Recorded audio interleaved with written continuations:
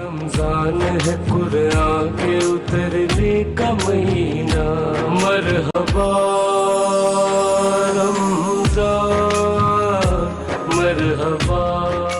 بسم اللہ الرحمن الرحیم۔ ناظرین گرامی قدر، السلام علیکم ورحمۃ اللہ۔ ماہ مبارک رمضان کی مناسبت سے سائی ٹی وی کے خصوصی پروگرام قرآن آئین زندگی کے ساتھ میں آپ کی خدمت میں حاضر ہوں امجد عباس، اور میرے ساتھ پروگرام میں موجود ہیں پاکستان کے معروف اسکالر، ماہر سیرت، ماہر فقہ جناب پروفیسر ڈاکٹر محمد طفیل صاحب، اور اس طرح میرے ساتھ پروگرام میں موجود ہیں معزز ہمارے مہمان جناب سید ثاقب اکبر، آپ بھی دانشور ہیں، محقق ہیں، مترجم ہیں۔ ناظرین، آپ ہمارے پروگرام سے آگاہ ہیں کہ اس پروگرام میں ہم قرآن مجید کی ہماری روزمرہ زندگی سے متعلق جو ہدایات ہیں ان کے اوپر بات کرتے ہیں۔ مختلف موضوعات ہم نے اس پروگرام میں زیر بحث لائے ہیں۔ ہم اس پروگرام سے پہلے ہم گزشتہ قسط میں ہم نے بات کی کہ آئلی زندگی کے حوالے سے قرآن مجید نے جو ہدایات دی ہیں، لیکن ہماری گفتگو ادھوری تھی۔ اسی سلسلے کو میں آگے جاری رکھنا چاہوں گا کہ قرآن مجید نے بہت زیادہ زور دیا ہے شادی پر، اور ان مسائل کو جو آئلی مسائل ہیں ان کو بڑی خوبصورتی اور تفصیل کے ساتھ بیان کیا ہے۔ قرآن مجید میں حتیٰ کہ عورتوں کے حوالے سے سورہ النساء موجود ہے، اسی طرح طلاق کے حوالے سے پوری سورہ الطلاق موجود ہے جس کا نام ہے سورہ طلاق، اور مختلف میراث کے مسائل ہیں انہیں بھی بیان کیا ہے، بچوں کی تربیت ہو، حتیٰ کہ بچوں کو دودھ پلانا ہو، اس پر بھی بات کی گئی ہے۔ میں یہاں سورہ نور کی ایک آیت کا اقتباس پیش کرتا ہوں، ارشاد ربانی ہے وَانكِحُوا الْأَيَّامَ مِنكُمْ، کہ تمہارے جو کنوارے لڑکے یا لڑکیاں ہیں ان کا نکاح کرواؤ۔ آگے غلاموں کی بات بھی ہو رہی ہے۔ اس زمانے میں جب قرآن مجید نازل ہو رہا تھا تو غلامی کا ایک تصور موجود تھا۔ قرآن صرف اس پر اکتفا نہیں کرتا کہ تم اپنے بچوں کا نکاح کرواؤ، بلکہ اس میں یہ بھی ہے کہ تمہارے جو اچھے غلام ہیں، صالح غلام ہیں، تو ان کا بھی نکاح کرواؤ۔ اور آگے یہ بھی ہے کہ اگر وہ تنگ دست ہوئے، اگر تمہیں یہ ڈر ہو کہ ان کے پاس مال و دولت نہیں ہے تو اللہ انہیں بھی بے نیاز کر دے گا، اور اللہ کے ہاں تو بہت رحمتیں ہیں، بڑا سلسلہ ہے، اس کے خزانے تو وسیع ہیں، اور وہ علم والا بھی ہے۔ اسی حوالے سے مزید جو شادی کے حوالے سے قرآن مجید نے ہدایات دی ہیں اس پہ ہم بات کرتے ہیں پروفیسر ڈاکٹر محمد طفیل صاحب سے۔ جی ڈاکٹر صاحب، ہمیں بتائیے اختصار کے ساتھ کہ قرآن مجید نے کس طرح ہماری رہنمائی کی ہے کہ شادی بچوں کی بروقت، اور اس پر زور دیا ہے کہ کروانا چاہیے۔ جی بسم اللہ الرحمن الرحیم۔ رب اشرح لی صدری ویسر لی امری واحلل عقدۃ من لسانی یفقہوا قولی۔ رب یسر ولا تعسر وتمم بالخیر وبک نستعین اللہم رب زدنی علما۔ مفتی صاحب، کل ہم قرآن حکیم اور آئلی زندگی کے بعض پہلوؤں پر بات کر رہے تھے، اور آج آپ براہ راست آئلی زندگی پر بات کرنے کی دعوت دے رہے ہیں، جس کے لیے میں آپ کا تہہ دل سے شکر گزار ہوں۔ انسانی زندگی دو بڑے عناصر سے عبارت ہے، جسے ہم مرد اور خاتون کہتے ہیں۔ یہ تصور دنیا کے تمام معاشروں میں موجود ہے، اور دنیا کے تمام آداب اور زبانوں میں اس کے بہت سارے الفاظ، محاورے، روزمرہ یہ سب ایک استعمال کی چیزیں مروج ہیں۔ یہ اس لیے ہیں کہ ان دونوں عناصر کے اجتماع کے بغیر زندگی ہی بے کیف ہو جاتی ہے، اور زندگی ہی صرف بے کیف نہیں ہوتی بلکہ انسانی نسل بھی خطرے میں پڑ جاتی ہے۔ تو اس لیے یہ انسانی ضرورت ہے، میں ابھی مذہب کی بات نہیں کر رہا ہوں، یہ اب انسانی ضرورت ہے کہ خاتون اور مرد باہم مل کر زندگی گزاریں اور ایک دوسرے کے حقوق و فرائض کا اہتمام اور انتظام کریں، تاکہ انسانی نسل کا سلسلہ جاری رہے۔ اللہ تعالیٰ نے حضرت آدم علیہ السلام کو جب تخلیق فرمایا، جس کی طرف کل بھی ہم نے اشارہ کیا تھا، تو وَخَلَقَ مِنْهَا زَوْجَهَا، تو اس کا جوڑا پیدا کیا، جوڑا بنایا۔ یعنی جب تک حضرت آدم علیہ السلام اکیلے تھے تو وہ اکیلے تھے، جب ان کی زندگی میں رعنائی اور زندگی میں زیبائی کا کوئی شبہ، کوئی حصہ ڈالنے کی بات ہوئی، تو اللہ تعالیٰ نے وَخَلَقَ مِنْهَا زَوْجَهَا، اور اسی مٹی سے اس کے ساتھی حضرت حوا کو بھی پیدا کیا. تو یہ پہلے دن سے ہے اور جب تک یہ کائنات قائم ہے یہ جوڑا قائم رہے گا، کیونکہ وہ خلقناکم ازواجا، اللہ تعالیٰ نے کہا ہے کہ ہم نے آپ کو جوڑے جوڑے پیدا کیا ہے. تو اس لحاظ سے خالق کائنات نے اس کائنات کو ان دونوں عناصر سے مزین کیا ہے، اور جب تک یہ کائنات ہے یہ دونوں عناصر اپنے میں ایک دوسرے کے ساتھ اٹریکشن رکھتے ہیں، ایک دوسرے کے ساتھ کشش رکھتے ہیں اور ملتے ملاتے ہیں، چاہے اس کی حدود و قیود اخلاقی کچھ بھی ہو یا دینی کچھ بھی ہو، بہرحال ان کا میل ملاپ تو ایک بہت ضروری چیز ہے، فطری چیز ہے، بالکل طبعی چیز ہے. جی بہت عمدہ انداز سے آپ نے اسے بیان کر دیا. سے ثاقب اکبر صاحب، یہاں پہ میں آپ سے یہ معلوم کرنا چاہوں گا کہ یہ نکاح کا نظام، یہ اس میں بنیادی اختیار کس کا ہے؟ مثلا جو ایک لڑکے اور لڑکی کے درمیان جو معاملہ طے پاتا ہے، معاہدہ ہے نکاح کا، اس کا عقدہ یا بنیادی اختیار کس کے پاس ہے؟ بسم اللہ الرحمن الرحیم، اللہم صلی علی محمد و آل محمد. مفتی صاحب، یہ جو موضوع ہے نکاح کا، اس میں کوئی شک نہیں ہے کہ اس کے دو عناصر اصلی ہیں، ایک لڑکا اور ایک لڑکی، ان کا ہونا اور حلال طریقے سے آپس میں ان کا ملنے کے لیے آمادہ ہونا، یعنی یہ پہلی اور بنیادی ضرورت ہے نکاح کے لیے. یہ جو اولیاء سے کہا گیا ہے قرآن شریف میں بھی، اور جیسے آیہ مجیدہ بھی آپ نے پڑھی ہے کہ یہ جو جوان ہو جائیں تو ان کا نکاح کرو، تو یہ در حقیقت چونکہ ابھی جب جوان ہوتے ہیں بچے تو اتنے میچور نہیں ہوئے ہوتے کہ یہ سارے امور وہ خود سے انجام دیں. یہی وجہ ہے کہ یہ زیادہ تر ان کے لیے ہے جن کا پہلے سے یعنی نکاح نہ ہوا ہو، چونکہ بعض اوقات پھر نکاح ثانی کی ضرورت پڑ جاتی ہے، یا بیوہ ہو جاتی ہے، یا مطلقہ ہو جاتی ہے، یا مرد کو بھی، تو پھر صورتحال تبدیل ہو جاتی ہے، وہ تجربے سے گزر جاتے ہیں. تو اولیاء کا کردار اس میں ذرا سا مدھم ہو جاتا ہے، یا کم ہو جاتا ہے، یا نہیں رہتا ہے. تو پہلے مرحلے پر ضرورت ہوتی ہے کہ اولیاء کا بھی اس میں رول ہو. تو مجموعی طور پہ اگرچہ اختیار تو انہی کا، دونوں کا، لڑکے کا اور لڑکی کا، کہ اگر شریعت نے کوئی بندھن ان کے لیے نہیں لگایا ملاقات کے لیے یا ملنے کے لیے، تو وہ پھر اس سلسلے میں نکاح کے ذریعے سے آپس میں ایک دوسرے سے مل سکتے ہیں. اور کوئی یعنی ماں یا باپ یا دادا یا دادی یا کوئی اور رشتہ دار جو ہے، ان کا بنیادی اختیار اس میں نہیں ہے. لیکن ہمارے فقہا نے اس پہ زور دیا ہے، خاص طور پہ لڑکی کے لیے زور دیا ہے کہ اس کے ولی سے جو ہے وہ پوچھ لیا جائے، اور وہ ولی جو ہے وہ اپنا باپ ہو سکتا ہے، اور باپ اگر فوت ہو گیا ہو یا نہ ہو تو دادا کو بھی یہ ولایت حاصل ہے کہ وہ بھی اس سے بھی پوچھ لیا جائے.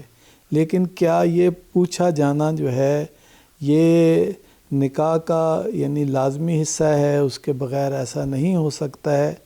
تو فقہا نے اس کی صراحت کی ہے کہ اگر مثال کے طور پہ اولیاء میں سے کوئی جو ہے وہ کسی ایسی جگہ لڑکی کی شادی کرنا چاہیں جو بالغ ہو، رشیدہ ہو، کہ جس کو وہ پسند نہ کرے، یا جو ایک لفظ اصطلاح ہمارے ہاں استعمال ہوتی ہے اس کا کف نہ ہو، ہم کف نہ ہو، تو پھر وہ یعنی اپنی مرضی سے، یعنی اگر اس کو مجبور کیا جائے تو وہ اپنی مرضی سے اپنا نکاح خود جہاں وہ سمجھتی ہے کہ اس کا ہم کف ہے وہاں کر سکتی ہے. بہرحال پہلے بھی ہم نے ہاں اس کا یعنی میچ جو ہے یا جس سے وہ شادی کرنا چاہتی ہے وہ برابر کا ہو. اس سلسلے میں اصطلاح نبی پاک نے خود بھی ایک جگہ یوں استعمال کی ہے کہ اگر علی نہ ہوتے تو فاطمہ کو کوئی کف نہ ہوتا. کف نہ ہوتا بڑی اچھی فارسی میں اس کے لیے لفظ ہمسر بڑا اچھا استعمال کیا جاتا ہے. زوج بھی بڑا اچھا خوبصورت لفظ ہے عربی کا، اور فارسی میں لفظ ہمسر یعنی ایک طرح کا برابر. ہم ترجمہ بھی کرتے ہیں وَلَمْ يَكُنْ لَهُ كُفُوًا أَحَدٌ کا، کہ اس کا کوئی ہمسر نہیں ہے. سر لفظ کو میں تقریب ذہنی کے لیے لفظ جو ہے وہ استعمال کر رہا ہوں. بہت اچھی مثال ہے. تو یہ مطلب یہ ہے کہ اس کا کوئی ہونا چاہیے ہے کہ کوئی کف اس کا ہو، اور اگر اس کے خلاف کوئی اقدام کر رہا ہو کوئی ولی تو اس کو ایسا نہیں کرنا چاہیے. بڑا اچھا بعض فقہا نے اس کو وضاحت کی ہے کہ یہ ان کے ذمے ताउन करना है, रहनुमाई करना है, उसकी सही उसको गाइड करना है, अपने तजुर्बात उसके सामने रखने हैं ताकि वो फैसला आम तौर पे हमारे इवन लड़कियां ही नहीं लड़के भी माँ बाप की रज़ामंदी को यानी बेतीब खातिर इसको कबूल करते हैं, लेकिन बाज़ औक़ात अगर वो ना मान रहे हों तो फिर कोई हक़ और इख्तियार नहीं है। और अगर कोई माँ बाप दादा दादी कोई ज़बरदस्ती उनकी मंशा मर्ज़ी के ख़िलाफ़ किसी बेटे बेटी के का निकाह कर दें तो अगर ये कबूल ना करें तो वो बातिल है, इसको हम कहते हैं फजूली। अच्छा, यानी उनकी इजाज़त के बगैर एक तरह से ये फजूली निकाह है। हाँ, अगर वो मिसाल के तौर पे लड़का या लड़की बालिग नहीं हुए और निकाह कर दिया है वली ने और वो बड़ा हो के लड़का या लड़की उसको कबूल ना करें तो वो फजूली है, यानी उसकी कोई हैसियत नहीं है जब तक वो तस्लीम ना करे। इवन बाद में भी मसला आज आपका निकाह कर दिया तो आपको नहीं कबूल, लेकिन बाद में निकाह हुआ है लेकिन बाद में आप कहें मैं अब राज़ी हूँ, रात हुई तो आप राज़ी हो गए तो फिर मुफ्ती साहब वो आपका निकाह ठीक हो जाएगा। आपने इसी झेल में बयान कर दिया। डॉक्टर साहब आप ये बताइएगा कि ये वली का जो तस्वुर है ये क्या है, और देखें ये इसमें एक और भी पहलू है कि क्या वली आदमी तब करार पाता है जब उसके अंदर ख़ास सिफत हो, कोई ख़ास हो, काम अंजाम देता हो। क्या ऐसा है कि बाप कभी हम कहें कि इसकी बच्चों पर विलायत साकित हो गई है? डॉक्टर साहब आप क्या फरमाते हैं कि बाप या दादा ये मुतलक वली होते हैं या इनकी विलायत मशरूत है या किसी काम के साथ वाबस्ता है? जैसे आज हम देखते हैं कि कई वालिदैन अपने बच्चों की परवरिश नहीं करते, क्या ऐसी सूरत में भी वो वालिद वली रहता है? क्या फरमाते हैं आप?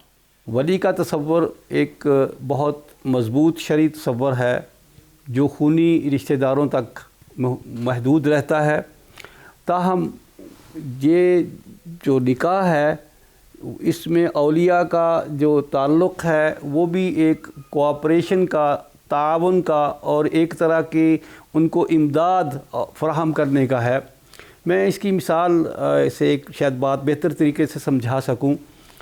हमारे इस दौर में जहां हम आप बसते हैं यहाँ ख़ानदानी निज़ाम बहुत ही इन्हितात का शिकार हो गया है और जो लोग शहरों में आकर बस गए हैं वहाँ एक नए ख़ानदान का तसव्वुर उभर रहा है जिसमें पड़ोसी भी शामिल हैं, साथ काम करने वाले लोग भी शामिल हैं, हम पेशा अफराद का भी एक रोल और एक किरदार बनता जा रहा है। तो इन हालात में हम जो मिलते जुलते हैं वो इन ही दायरों में अपने मिलते जुलते हैं और जिससे हमारे बच्चे भी मुतासर होते हैं, यानी वो भी इन्हीं लोगों के बच्चों को जिनसे मैं मिलता हूँ मेरे बच्चे भी उन्हीं के लोगों के बच्चों से मिलते हैं। उनमें किसी तरह की अंडरस्टैंडिंग हो जाना या किसी की तरह की फ़हम व तफ़हीम का पैदा होना ये एक तबी सामर है। तो ये अगर बच्चों में इस तरह का कोई मैलान रुझान पैदा हो जाए तो उसे एक शरई शक्ल देने का मैंने एक तरीक़ा सोचा है और मैं वो आप सबके साथ शेयर करता हूँ। मुझे यकीन है कि इससे माशरे में एक आसूदगी का उन्सर उभरेगा। एक लड़का और एक लड़की एक दूसरे को पसंद करते हैं। ज़ाहिर है अभी हम इस पे भी बात करेंगे कि ये पसंदीदगी शरीयत की नज़र में क्या मकाम रखती है। जहाँ तक नबी पाक अलैहिस्सलातु वस्सलाम के इरशादात का ताल्लुक़ है ये चीज़ जो है ये महमूद है, ये मज़मूम नहीं है, ये पसंदीदा है, ये गैर पसंदीदा नहीं है। अब दो लड़के और लड़की ने बाहम अंडरस्टैंडिंग कर ली है, उनकी फ़हम व तफ़हीम हो गई है, तो अब उन्हें वालिदैन से बगावत नहीं करनी है, वालिदैन को मुश्किल में नहीं डालना है, बल्कि वालिदैन को अपने अखलाक से, अपने सलूक से, अपने प्यार और मोहब्बत से बताना है कि हमने ये आपस में एक दूसरे के करीब हम हैं, एक दूसरे के साथ हमारा एक शरई ताल्लुक़ है, गैर शरई नहीं है। इसलिए हम आपसे ये दरख्वास्त करते हैं कि आप इसकी एक कानूनी शक्ल निकाल दें कि शादी का एक ऐसा निज़ाम कायम कर दें कि تاکہ ہم آپس میں اس بندھن میں بندھ جائیں۔ تو جب والدین بھی سوچیں گے کہ بھئی ہماری بھی بہت ساری مشکلات اس سے حل ہو رہی ہیں اور ہم اپنے بچوں کو وہ ماحول یا ان کی خواہش کی تکمیل کر رہے ہیں جس میں وہ بڑی پرسکون اور ایک اطمینان بخش زندگی گزاریں گے، تو مجھے یقین ہے کہ والدین بھی جو پہلے سے عام طور پر شناسا ہوتے ہیں کسی نہ کسی حد تک، وہ مل بیٹھیں گے اور اس مسئلے کا حل نکال لیں گے۔ تو اس لیے اس بچوں کی پسند کو جو شریعت کی نظر میں ممدوح ہے، جس کو شریعت نظر استحسان دیکھتی ہے، والدین ان کا ساتھ دیں۔ اور پھر جو ہمارے ہاں ایک طریقہ کار ہے کہ پہلے لڑکے والے لڑکی کے گھر جائیں اور وہاں جا کر درخواست کریں، اور پھر لڑکی والے لڑکے کے گھر آئیں، اور پھر اس کے بعد باہمی انڈرسٹینڈنگ سے یہ معاملہ طے ہو جائے، تو میں سمجھتا ہوں کہ آج کے بدلتے ہوئے حالات میں ہم اس طرح سے شرعی پہلو بھی ملحوظ رکھ سکتے ہیں اور بچوں کی خواہشات کی بھی کسی نہ کسی حد تک تکمیل کر سکتے ہیں۔ بہت تفصیل کے ساتھ آپ نے اس نقطے کو بیان کر دی ہے۔ میں بریک کے بعد سید ثاقب اکبر صاحب سے ولی کے تصور پہ مزید بات کروں گا۔ ناظرین، آپ ہمارا پروگرام دیکھتے رہیے، ملتے ہیں کچھ دیر بعد ایک بریک کے بعد۔ رمضان ہے قرآن کے اترنے کا مہینہ، مرحبا رمضان مرحبا۔ رمضان ہے قرآن کے اترنے کا مہینہ، مرحبا رمضان مرحبا۔ خوش آمدید ناظرین، ہم بات کر رہے تھے ولایت پہ، ولی پہ اور نکاح کے حوالے سے، ہم اسی بات کو جاری رکھتے ہیں۔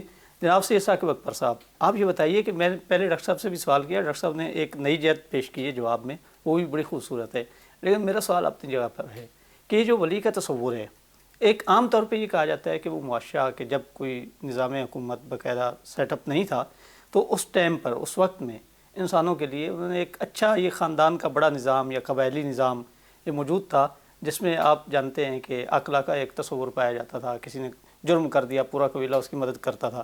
آج بھی پاکستان کے ابھی یہ جو علاقے شامل کیے گئے ہیں باقاعدہ KPK میں، اس سے پہلے جو فاٹا کہلاتے تھے، وہاں یہ تصور موجود تھا کہ اگر ایک آدمی نے جرم کیا تو پورا قبیلہ مل کے اس کا آپ کہہ لیں کہ تلافی کرنے کی کوشش کرتا تھا، دیت ادا کرتا تھا قبیلہ۔ تو آپ یہ بتائیے کہ یہ ولی کا جو تصور ہے، کیا یہ اس زمانے سے اس کا تعلق ہے کہ مثلا والد ہوتا ہے وہ اپنے بچوں کی پرورش کرتا تھا کیونکہ اس نے پرورش کی ہے، اب اس کا حق ہے وہ ان کی مزید رہنمائی کرنا چاہتا ہے۔ آج جو ہم یہاں دیکھتے ہیں، ہمارے ہاں جو مسئلہ درپیش ہے، جو لوگ پوچھتے ہیں بالخصوص طلاق ہو جانے کے بعد بچے چھوٹے ہوتے ہیں، والد ان کا خیال نہیں رکھتا، یا والد بیرون ملک ہے یا کوئی اور تنازع ہو گیا ہے، بچوں کا اس نے خیال نہیں رکھا۔ آپ کے علم میں ہوگا سپریم کورٹ میں ایک مسئلہ پیش آیا، ایک لڑکی نے درخواست دی کہ میں اپنے شناختی کارڈ سے اپنے والد کا نام ہٹوانا چاہتی ہوں، اس کی وجہ یہ ہے کہ میرے والد نے مجھے 1 روپے کو بھی نہیں دیا۔ اب وہ میرا والد کس طرح قرار پا سکتا ہے؟ تو آپ یہ بتائیے کہ ولی کی ولایت ایبسلوٹ ہے یا یہ کنڈیشنل ہے؟ ہم کہیں کہ یہ مشروط ہے، اس سے اگر بچوں کا اس نے مکمل خیال رکھا ہے تو ولی ہے، ورنہ وہ نہیں ہے، یا یہ مطلب ہر صورت میں وہ ولی رہے گا؟ کیا کہتے ہیں آپ؟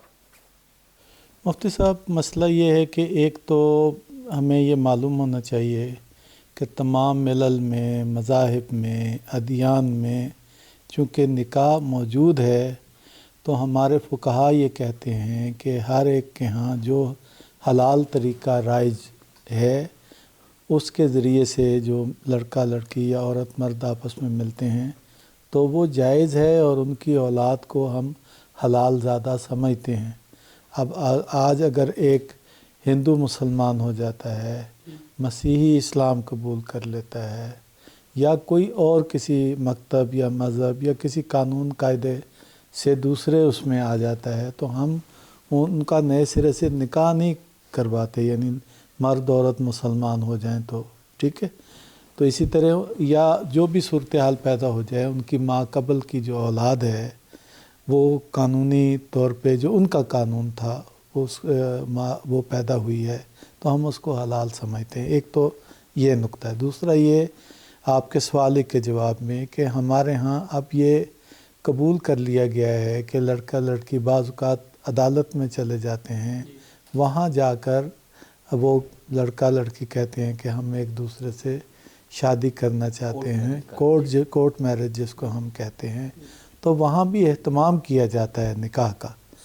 تو نکاح کا اہتمام کیا جاتا ہے، پھر اس میں گواہ وغیرہ بھی آ جاتے ہیں۔ اس میں بعض اوقات نہیں، اکثر اوقات ولی بیچ میں شامل نہیں ہوتا، لڑکا یا لڑکی کی رضامندی ہی کی بنیاد پہ کورٹ قانون کے مطابق اس کو اجازت دیتا ہے۔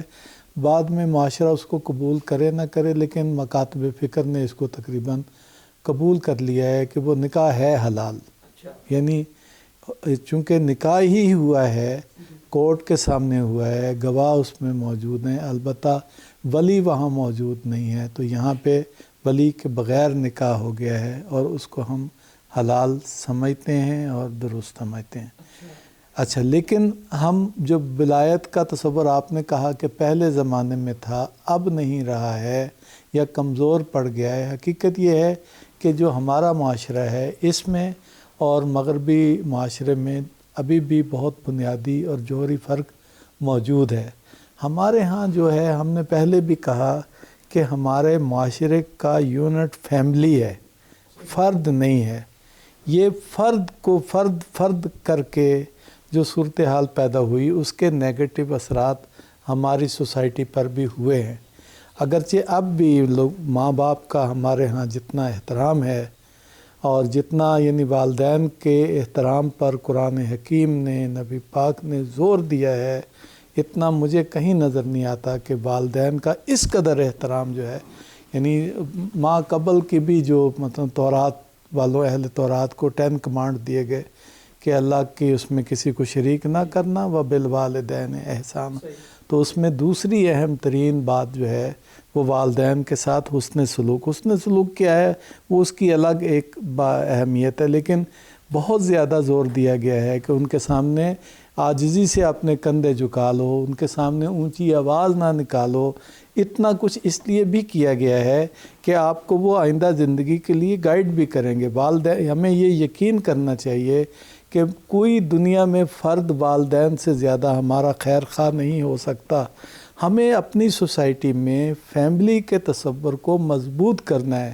اگر ہم ولایت کو سرے سے اس کے نگیٹ کر دیں گے اور ہم اس کو نظر انداز کر دیں گے تو پھر وہ بچے آگے کمزور ہو جائیں گے۔ ان کے سر پہ جو معاشرے کی یعنی گرم سرد انہوں نے نہیں چکھا ہوتا، انہوں نے چکھا ہوتا ہے، اس کی پھر بھی ان کو یعنی ایک ضرورت ہوتی ہے۔ ماں باپ کی جب آپ کہیں گے نا ذمہ داریاں کیا ہیں تو ہم الگ سے بیان کریں گے، ٹھیک ہے۔ ابھی تو ہم یہ بات کر رہے ہیں کہ اگر یہ رکھا گیا ہے جہاں پہ نبی پاک نے تاکید فرمائی ہے، بعد میں ائمہ اہل بیت نے اس پہ تاکید کی ہے، ہمارے اسلامی معاشرے میں یہ اس کو رائج کیا کہ خاص طور پہ بیٹی کے مسئلے کو، یہ بڑی اہم بات ہے، بیٹی کے مسئلے پر بہت زیادہ اس میں، اور وہ بھی جیسے میں نے کہا کہ باکرا ہو یعنی کماری بیٹی جو ہے، چونکہ اس میں گرم و سر چشیدہ نہیں ہوتی ابھی سوسائٹی میں، تو اس کو ایک زیادہ مضبوط سرپرستی کی ضرورت ہوتی ہے۔ کوئی ورغلا لے لڑکا یا کوئی اور مرد اس کو، تو کہیں ایسا نہ ہو کہ وہ یعنی جذبات کی بنیاد پہ فیصلہ کرے اور بعد میں اس کی زندگی جو ہے وہ مشکل میں پڑ جائے۔ ہماری سوسائٹی میں طلاقوں کی وجوہات میں سے ایک وجہ یہ بھی ہے، کچھ ماں باپ کی ظاہر کی طرف لوٹتی ہیں چیزیں، لیکن کچھ یہ بھی ہے کہ ماں باپ اور اولاد کے درمیان جو رشتے کمزور ہو گئے، اس سے معاشرے میں جس طرح کی شادیاں ہو رہی ہیں، اس کی وجہ یہی ہے کہ وہ جو میچور رائے ہوتی ہے ماں باپ کی، جب وہ آپ بیچ میں سے منہا کر دیں گے اور ان کی سرپرستی آپ کو حاصل نہیں رہے گی تو زندگی میں بہت مشکلات آپ کو پیدا ہو جائیں گی۔ ہاں یہ بات اس کو جوڑنا ہے، اس کو ایسے بانڈ جو ہے نا اس کو باقی رکھنا ہے۔ یہ تبھی باقی رہ سکتا ہے کہ ہم یہ جو اور یہ جو انسان کی نفسیات سے متعلق مفتی صاحب باتیں ہیں، انسان کی فطرت سے متعلق باتیں ہیں، جبلت سے متعلق باتیں ہیں، آپ مظاہر تہذیب تبدیل ہو رہے ہیں، انسان نہیں بدل رہا ہے، انسان اپنی فطرت میں وہی رہتا ہے۔ اس جو چیز نہیں بدل رہی اس کے لیے کچھ اصول اور قواعد تاریخ میں تجربات کے ساتھ بھی اور انبیاء کی رہنمائی کے ساتھ بھی چلے آ رہے ہیں۔ جو بدل رہی ہیں چیزیں وہ الگ ہیں، وہ اور چیزیں ہیں جو انسان کی فطرت ہے، کبھی نہیں بدل سکتی۔ اللہ تعالیٰ نے کہا ہے کہ انسان کو میں نے اپنی فطرت پہ پیدا کیا ہے اور یہ اللہ کی سنت ہے جو تبدیل ہونے والی نہیں ہے۔ جناب ثاقب صاحب، میں اسی بات میں ایک جملے کا یا ایک نقطے کا اضافہ کرنا چاہتا ہوں. ولی اس میں کوئی شبہ نہیں کہ وہ خونی رشتے سے عبارت ہے، اور وہ طبعی طور پر، جبلی طور پر، نیچرلی وہ ایک حق رکھتا ہے جس کا اسے ادا کرنا اس پر لازم ہے. لیکن میں اپنے معاشرے کی بدلتی ہوئی یا یوں سمجھ لیجیے کہ بگڑتی ہوئی قدروں کو دیکھتے ہوئے اس حق کی ادائیگی میں مشکلات محسوس کر رہا ہوں.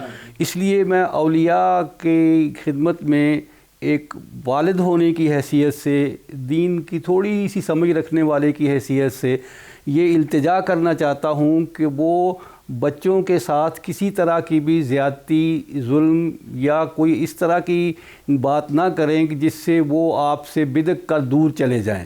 انہیں اپنی شفقت پدری میں رکھیے. آپ والد بن کر، والدہ بن کر سوچئے، اور جو زندگی اس نے گزارنی ہے وہ میں نے نہیں گزارنی، وہ آپ نے نہیں گزارنی، وہ انہی دو بچوں نے، بیٹی نے اور بیٹے نے گزارنی ہے. آپ اس طرح سے سوچئے کہ کیا آپ اپنا ولی کا حق اس کی خواہش یا اس کی ضرورت کے مطابق بھی تو ادا کر سکتے ہیں کہ آپ ولی بنیں، سرپرست بنیں، اور پھر آپ دونوں کے والدین مل کے اس معاملے کو بخیر و خوبی طے کریں. کیونکہ ہمارے ہاں اب جو فیملی کا سسٹم ہے وہ کافی وسیع تر ہوتا جا رہا ہے، اور میں یہ سمجھتا ہوں کہ مغرب میں جو طلاقوں کا ریشو بہت زیادہ ہے، اس کی ایک وجہ یہ بھی ہے کہ ان پر کوئی سرپرست یا ولی نہیں ہوتا جو ان بچوں کو کی صورت میں سمجھائے، کسی جھگڑے اور کسی اختلاف کی شکل میں ان کی کوئی رہنمائی کر کے انہیں راہ راست پر لا سکے. اس لیے میں اولیاء سے یہ امید کرتا ہوں کہ وہ اس بدلتے ہوئے تناظر میں، ان بدلتے ہوئے حالات میں وہ بچوں کی خواہشات کی طرف توجہ فرمائیں گے تاکہ ان کی ولایت بھی قائم رہے اور شریعت کا حکم بھی کسی نہ کسی طرح سے نافذ ہو جائے. اچھا ڈاکٹر صاحب، میں آپ سے جاننا چاہوں گا کہ جیسے آپ ابھی بات بیان کر رہے تھے، کیا کوئی مشاورتی نظام ہونا چاہیے، کوئی ادارہ ہونا چاہیے کہ مثلا اگر ایک لڑکی ایک لڑکا بالغ وہ آپس میں نکاح کرنا چاہ رہے ہیں، جیسے آج ہم دیکھتے ہیں کورٹ میرج ہوتی ہے تو وہ جج کے سامنے دونوں چلے جاتے ہیں، وہ اجازت دے دیتا ہے، وہاں نکاح ہو جاتا ہے. اگر اس کو مزید کس طرح بہتر کیا جا سکتا ہے، مثلا عدالت نوٹس جاری کرے 1 ہفتے کا اور دونوں کے والدین کو بلائے اور ان کو بٹھائے، انہیں سمجھائے، جس طرح ہمارا ثالثی کونسل ہے تنازع کی صورت میں ہوتا ہے.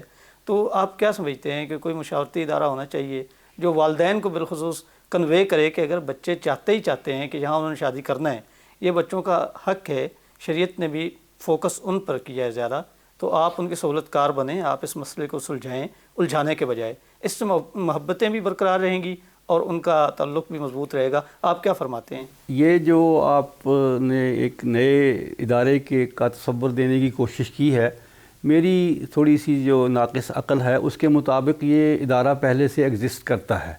وہ ان ایکٹیو ہو گیا تھا کہ پھر بچوں کو خود سری کرنے کا موقع ملا.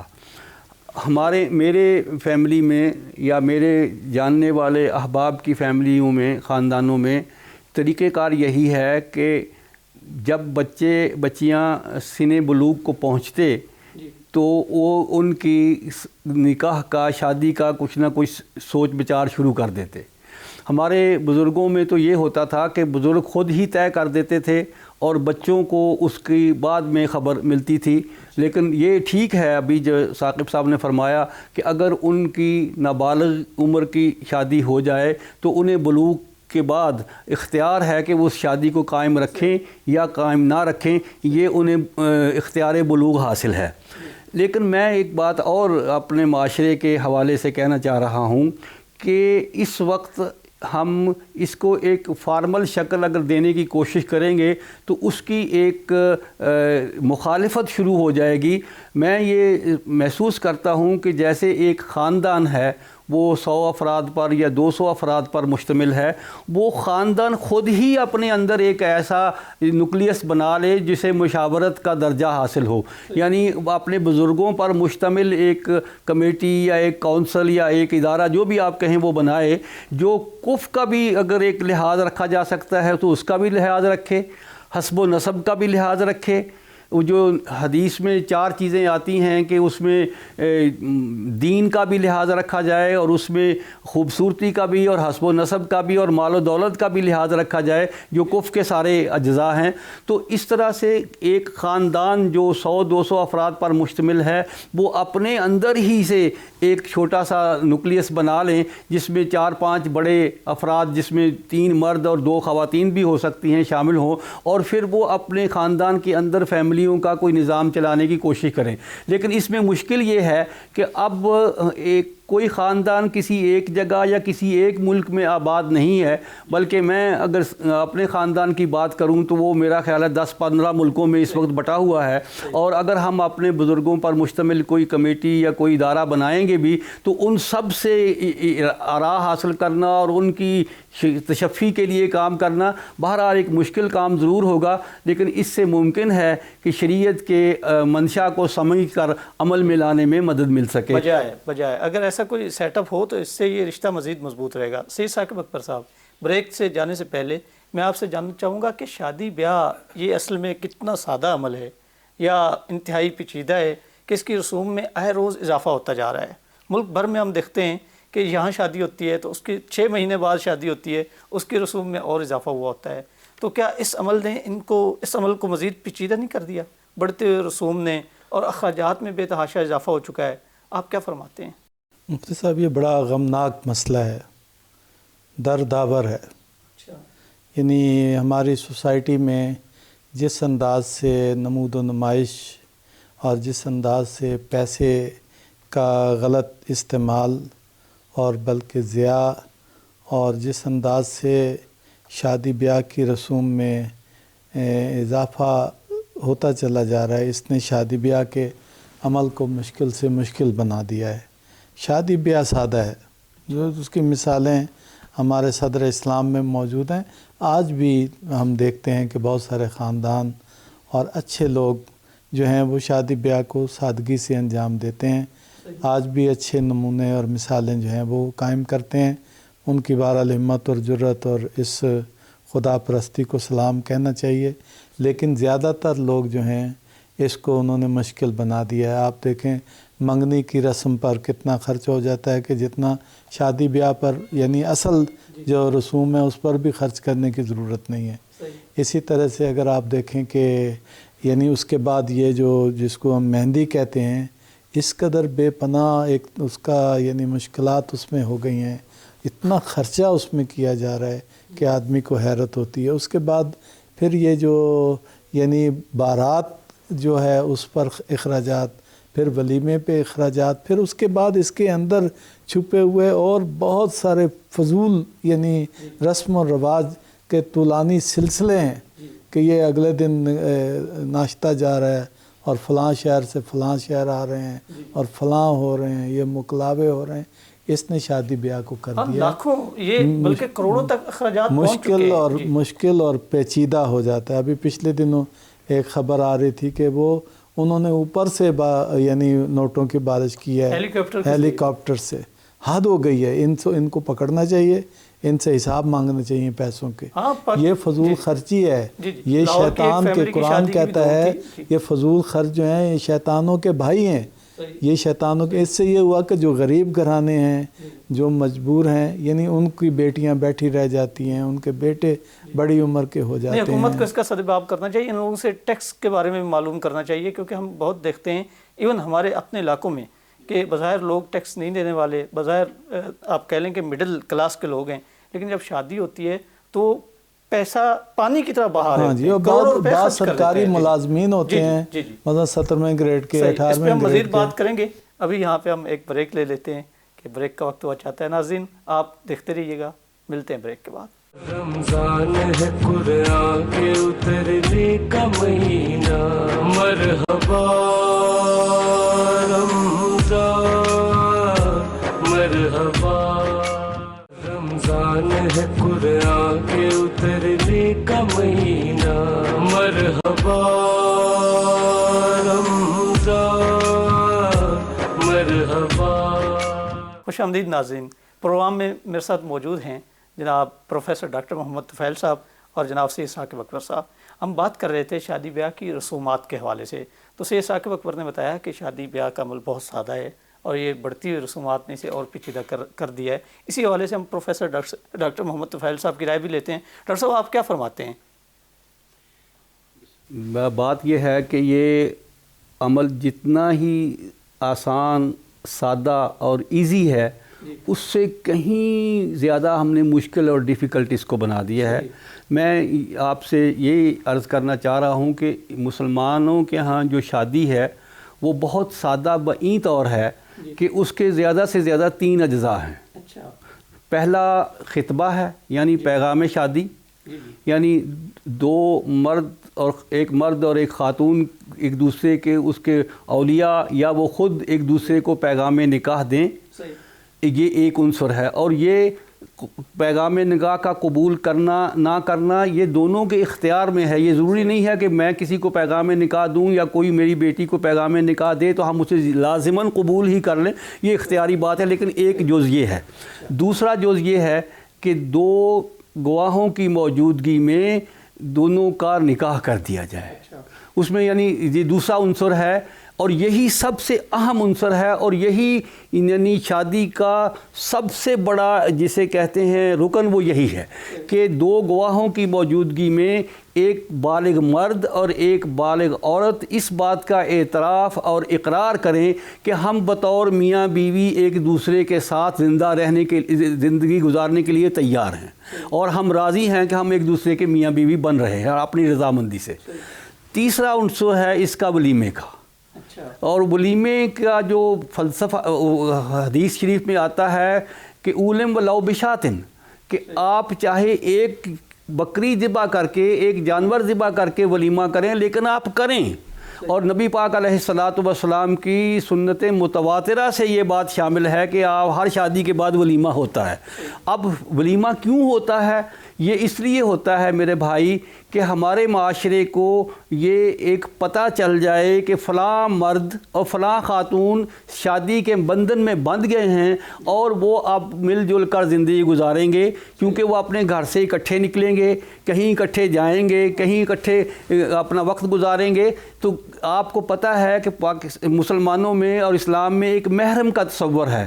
کوئی خاتون خلوت میں کسی غیر محرم سے نہیں مل سکتی، اور اس کے نتیجے کے طور پر معاشرے میں ایک فساد بھی برپا ہو سکتا ہے کہ غلط فہمی بھی ہو سکتی ہے۔ اس کو مٹانے کے لیے اب ہم جو برات لے جاتے ہیں یہ بھی اس کا ایک حصہ ہے، جو ہم دف بجاتے ہیں یہ بھی اس کا ایک حصہ ہے، جو ہم ولیمہ کرتے ہیں یہ بھی اس کا ایک حصہ ہے۔ اور پھر اس کے بعد اگر ہم کوئی اور دینی محفل جماتے ہیں، محفل قوالی کرتے ہیں، محفل میلاد کرتے ہیں، یا کوئی اور محفل کرتے ہیں، تو میں سمجھتا ہوں یہ بھی اس کے اعلان کا ایک طریقہ ہے۔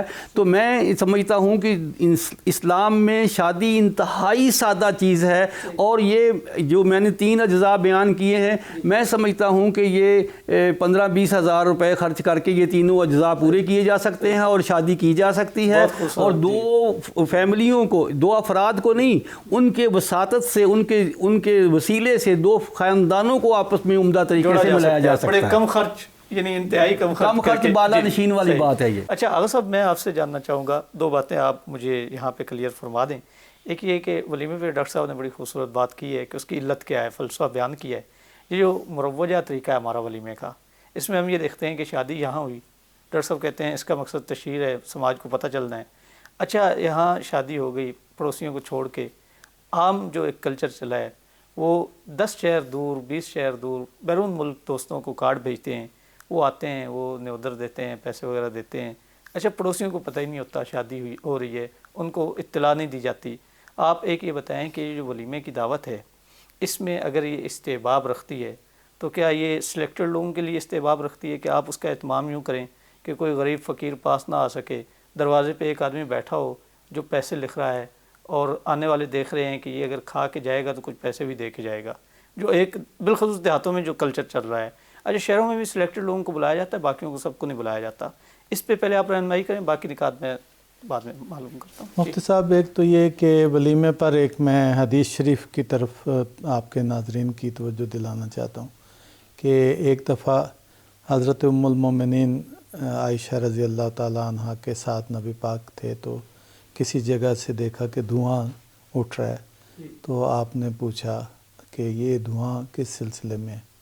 تو انہوں نے عرض کی کہ یا رسول اللہ یہ فلاں کی شادی ہوئی ہے تو اس کا ولیمہ ہو رہا ہے۔ تو آپ نے فرمایا اچھا پھر یہ نکاح ہے، گناہ نہیں، بدکاری نہیں ہے۔ یہ بڑی اہم بات ہے، یعنی ایک سارٹ آف اناؤنسمنٹ جو ہے نا، یہ بڑی ضروری بات ہے، اس کو بالکل نظر انداز نہیں کرنا چاہیے۔ اب چونکہ ہم نے ہر چیز کو نیگیٹو بنا دیا ہے، اپنی مثبت چیزوں کو بھی، تو جس کی وجہ سے آپ کو سوالات کرنے پڑ رہے ہیں۔ یعنی اندرا والی بات جو آپ نے کہی، شادی کے موقع پہ لوگ جو تحائف دیتے ہیں یا پیسے دیتے ہیں یا جو بھی کرتے ہیں، اب اس کے پازیٹیو پہلو بھی ہیں، نیگیٹو بھی ہیں۔ ایک طرح سے پہلے تو یہ تھا کہ چلیں شادی کے موقع پر ساری فیملی ایک طرح سے تعاون، ایک دم بجائے اس کے ڈھیر سارا خرچہ ایک آدمی کرنا چاہے، تو اگر آپ اس کو یوں کر لیں نا کہ کنٹریبیوشن ہے، اس کو زیادہ دکھاوے، اور اس کی بجائے کہ بھی شادی کے موقع پہ تھوڑے تھوڑے پیسے سب نے ڈال دیے، تو جتنے پروفیسر صاحب نے پیسے کہے آسانی سے اس سے بھی زیادہ جمع ہو سکتے ہیں۔ کھانے کا جو آپ نے اہتمام کیا، اگر ایک غریب آدمی نہیں کر سکتا، تو اس طرح سے ایک اچھے جذبے کے تحت بھی یہ کام ہو سکتا ہے، اگر یہ اس پس منظر میں نہ ہو جس پس منظر میں آپ نے بیان کیا ہے۔ مجھے لگتا ہے کہ جب یہ ہمارے ہاں اس کا رواج پڑا ہوگا یا رسم شروع ہوئی ہوگی تو وہ اس طرح سے ہے۔ اس کو ذرا چھپا کے کرنا شروع کر دیں تو زیادہ بہتر ہو جائے گا اور آسان ہو جائے گا۔ چپکے سے اگر ہو جائے تو کوئی حرج نہیں، اپنے عزیز ہیں، دوست ہیں، تو ان کے ساتھ اگر آپ اس موقع پہ سب 100 200 400 بندے مل کے تھوڑا تھوڑا تعاون کرتے ہیں تو وہی کھانے کا خرچہ جو ہے وہ نکل آئے اس سے، ٹھیک ہے۔ اب رہ گئی یہ کہ آپ کہتے ہیں ہمسایوں کو شریک کریں، ہمسایوں کو تو ویسے ہی بڑے حقوق ہیں، لیکن اس کا یعنی ولیمے کی شرط آپ نہ بنائیں، اس کو بہتر ہے، اس میں کوئی شک نہیں ہے کہ اپنی آبادی کے لوگ اور اپنے نزدیک کے لوگ جو ہیں ان کو جو ہے وہ بلائیں، ان کو ترجیح دیں۔ لیکن بعض اوقات یہ بھی آپ دیکھ لیں کہ بہت زیادہ لوگوں کو اگر شریک کرنا ہو تو آپ یہ پھر شادی کر ہی نہیں سکتے، اہتمام ہی نہیں کر سکتے۔ تھوڑے بہت لوگوں کو جس کو کہتے ہیں جس سے اناؤنس ہو جائے، مسجد میں آپ اس کو رکھیں، جو لوگ آتے ہیں مطلب مسجد میں روٹین میں نمازی، ان کو شریک کر لیں، محلے کو اور بھی عزیزوں کو ساتھ بلا لیں، یا کوئی آپ کا یعنی ایک ایسا سماجی ادارہ موجود ہے، کوئی حال آپ کی بستی میں موجود ہے، اس سے یہ جو شادی حال بہت زیادہ بن گئے نا، یہ بھی آسان ہو جائے گا، یعنی یہ کم خرچ میں شادی بھی ہو جائے گی۔ اگر ہم مساجد کو انوالو کریں، امام بارگاہوں کو انوالو کریں، کمیونٹی سینٹرز کو استعمال میں لائیں، ان سب کو آپ استعمال کریں، بلکہ لوگوں کو ہمارے ہاں مفتی صاحب لوگ خود اپنے گھروں کو آفر کرتے ہیں، اپنی بیٹھکوں کو آفر کرتے ہیں، مہمانوں کو ٹھہرانے کے لیے مدد کرتے ہیں، لوگ اس میں شریک ہو جائے، اپنے لانز وغیرہ میں یعنی اس کی اجازت دیتے ہیں۔ لیکن یہ بعض لوگ سڑکوں اور گلیوں کو بند کر دیتے ہیں، میرا خیال ہے یہ نہ کریں، اور جو لوگوں کے پاس گنجائش موجود ہے بڑے سینوں کی، چھتوں کی، لانس کی، اس کو اچھے انداز سے اگر صاحب ہم اسلام آباد میں تو ہر سب سیکٹر میں ایک سے زیادہ پارکس موجود ہیں، اور ان کو ان سماجی تقریبات کے لیے، تہواروں کے لیے استعمال کیا جانا چاہیے، جو یہاں نہیں ہو رہا۔ بلکہ یہ جو آپ نے بات کی چھت والی، یہ بھی بہت عمدہ بات ہے۔ ہمارے معاشرے میں یا ہمارے گرد و پیش پہ یہ بھی ایک احتیاط موجود ہے کہ مرد و زن کا اختلاط کم سے کم ہونا چاہیے۔ تو اس کا علاج یہی کیا جاتا ہے کہ خواتین کے لیے چھت پر اہتمام کر دیا جاتا ہے اور مردوں کے لیے نیچے اہتمام کر لیا جاتا ہے۔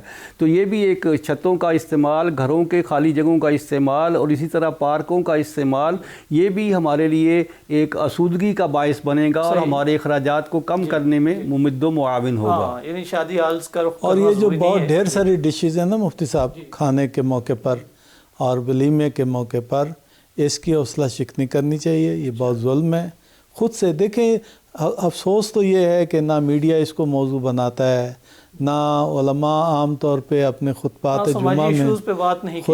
جمعہ میں اس کو موضوع بناتے ہیں، نہ ہمارے ادباء اور ہمارے فلمی ڈرامے اور یہ جو فلمیں اور ڈرامے، ان سب کو، ان چیزوں کو، جو سماجی مسائل ہیں نا، ان کو زیر بحث لانا چاہیے، اور عمدگی سے اس انداز سے بعض ڈرامے بنتے ہیں کہ تو الٹا اثر کرتے ہیں. مثبت طریقے سے لوگوں کی تربیت جو ہے وہ کی جانا. اگر صاحب میں ایک بات کہنا چاہ رہا ہوں کہ نبی پاک علیہ الصلاۃ والسلام کا نکاح ایک دفعہ ایسے موقع پر ہوا کہ جب آپ مدینہ منورہ سے باہر تھے. اس نکاح کے اگلے دن رسول اللہ صلی اللہ علیہ وآلہ وسلم نے اپنے صحابہ کرام رضوان اللہ تعالی علیہم اجمعین کے لیے ولیمے کا اہتمام کیا. اس وجہ سے میں کہتا ہوں کہ ولیمہ سنت مؤکدہ ہے، یہ کیا جانا چاہیے، اس کو ترک نہیں کیا جانا چاہیے. تو آپ نے اس میں کیا پیش فرمایا؟ جو کے ستو اور کھجوریں جو آپ کو میسر، اگرچہ یہ ان کی آپ نیوٹریشن ویلیو دیکھیں گے تو بے انتہا ہے، لیکن آپ کے پاس وہی میسر تھے، آپ نے وہی پیش کر دیا. تو اس لیے یعنی ہمیں رسول اللہ صلی اللہ علیہ وآلہ وسلم کے اسوہ حسنہ پر عمل کرتے ہوئے اس طرف بھی سادگی کو اپنانا چاہیے. مجھے تو رشک آتا ہے ان پر جنہیں نبی پاک سے ستو اور کھجوریں جو دستیاب ہوئیں. بڑی سعادت ہے. اچھا سی ثاقب اکبر صاحب، میں دوسرا میرا جو سوال تھا آپ کے حوالے سے وہ کف والا ہے کہ آپ نے اسے بڑے اختصار سے بیان کیے کہ کف کا فلسفہ کیا ہے، اس سے مراد کیا ہے، اور کیا جب ایک جوڑا آپ یعنی ایک لڑکی اور لڑکے کو دونوں کو ایک بندھن میں جوڑا جا رہا ہے تو کیا ان کے درمیان کوئی ہم آہنگی نہیں ہونی چاہیے ذہنی اور کسی قسم کی؟ کیا فرماتے ہیں آپ؟ میرا خیال ہے مفتی صاحب جو 4 عناصر اس میں پیش کیے ہیں نا اپنا قبلہ ڈاکٹر صاحب نے، اور حدیث کی روشنی میں یعنی خاندان کو بھی دیکھا جائے، مذہب کو بھی دیکھا جائے، خوبصورتی کو بھی دیکھا جائے، وسائل کو بھی دیکھا جائے، تو ظاہر ہے کہ یہ ہم آہنگی کے بعد ہی ہے. ان دونوں کے درمیان پہلے ہم آہنگی موجود ہوگی تو یہ سارے مسائل جو ہیں وہ آگے باقی بھی دیکھے جائیں گے. یہ اس کے بغیر تو ہو نہیں سکتا.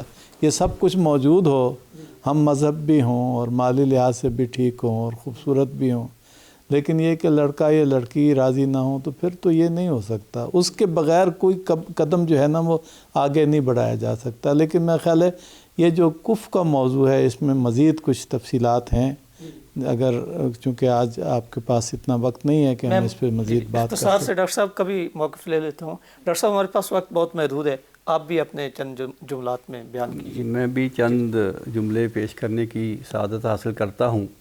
میں کف کے تصور کو وسیع تر تناظر میں دیکھتا ہوں، اور وسیع تر تناظر میں یوں ہم دیکھ سکتے ہیں جیسے ابھی آپ نے ایک انسٹانس بیان کیا تھا کہ اگر کہیں کوئی قتل ہو جاتا تھا تو سارے قبیلے کے لوگ جو ہے وہ مل کر دیت ادا کرتے تھے.